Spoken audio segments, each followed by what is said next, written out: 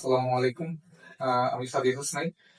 সবশেষের Python কোর্সের আজকের পর্বে আমরা ভেরিয়েবল সম্পর্কে জানবো এবং ভেরিয়েবলস এর নেমিং কনভেনশন এবং আউটপুট ভেরিয়েবল ইউজ করে আমরা কিভাবে আউটপুট শো করতে পারি প্রিন্ট ফাংশন ইউজ করে সেটা দেখি। তো আমরা এখন আসি ভেরিয়েবল জিনিসটা কি।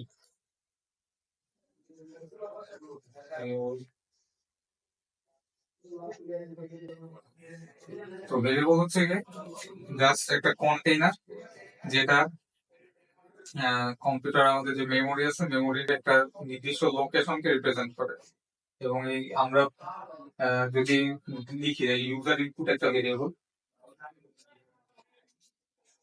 এটা যখন লিখলাম তখন হচ্ছে গিয়ে মেমোরিতে ইউজার ইনপুটের এই নামের এগেইনস্টে একটা পার্ট সে অ্যালোকেট করে দিছে।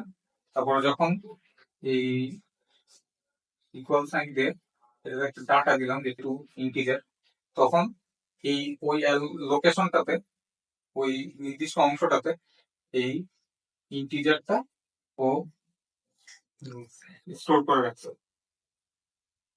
এবার ভেরিয়েবল আমরা কেন ইউজ করি? ভেরিয়েবল হচ্ছে গিয়ে আমাদের কোডটা আমরা যখন লিখবো কোডের মেথড গুলোতে বা ফাংশন গুলোতে আমাদের ডাটা ইউজ করতে হবে এবং আমাদের ডাটা গুলো বিভিন্ন ভিতরে ভিতরে বিভিন্ন জায়গায় আপডেট করা লাগতে পারে। এটা যাতে সহজে করা যায় এই কারণে মূলত ভেরিয়েবল ইউজ করে। আচ্ছা, এবার আমরা আসি ভেরিয়েবল নেমিং কনভেনশনে। আমরা ভেরিয়েবলের যে নেমটা সেট করব সেটার জন্য কিছু রুলস ফলো করতে হয়। তো সেই রুলস গুলো জানবো আমরা।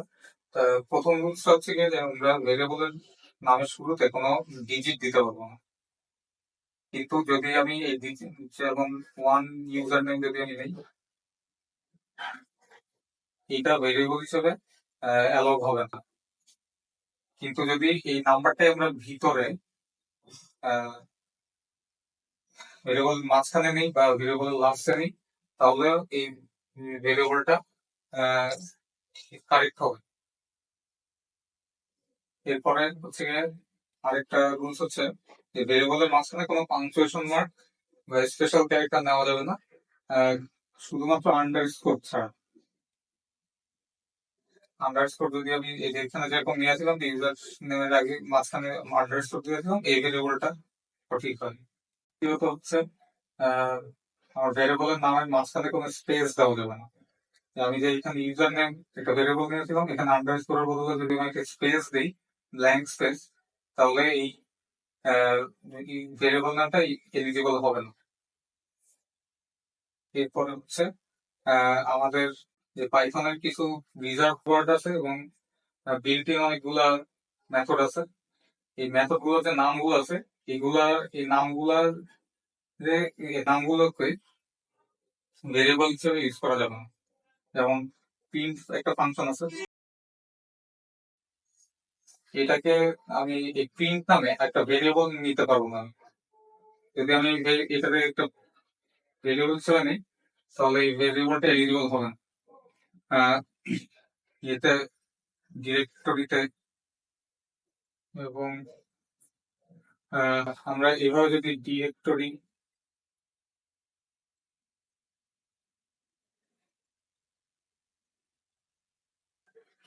এভাবে ডিরেক্টরি ফাংশনের মধ্যে যদি আমরা বিল্টিং স্ট্রিংটা লিখে সার্চ দিই তাহলে হচ্ছে গিয়ে আমার বিল্টিং ফাংশন গুলো দেখাবে, যেটা আমরা একটু পরে দেখবো।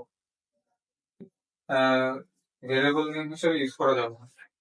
এখন আমরা দেখবো যে ভেরিয়েবলকে প্রিন্ট কিভাবে করা যায়। একটা সিম্পল উদাহরণ দিই যে এরকম যদি আমি প্রিন্ট ওই যে আগে যে আমরা ইউজার নেম ভেরিয়েবলটা নিয়েছিলাম ওটা ধরলাম যে আমি এরকম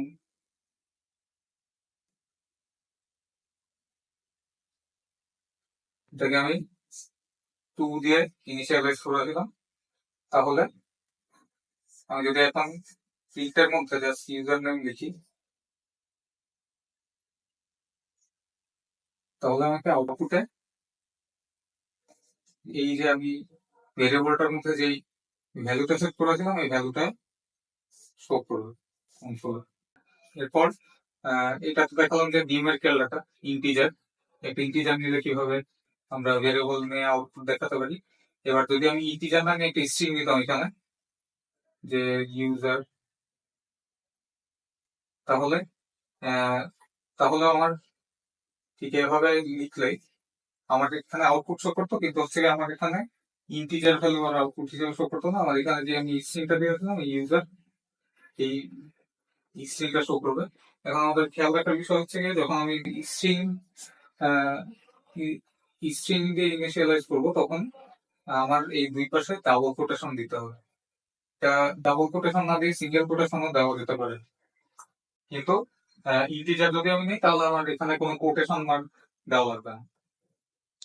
পরবর্তী ভিডিওতে দেখা হচ্ছে।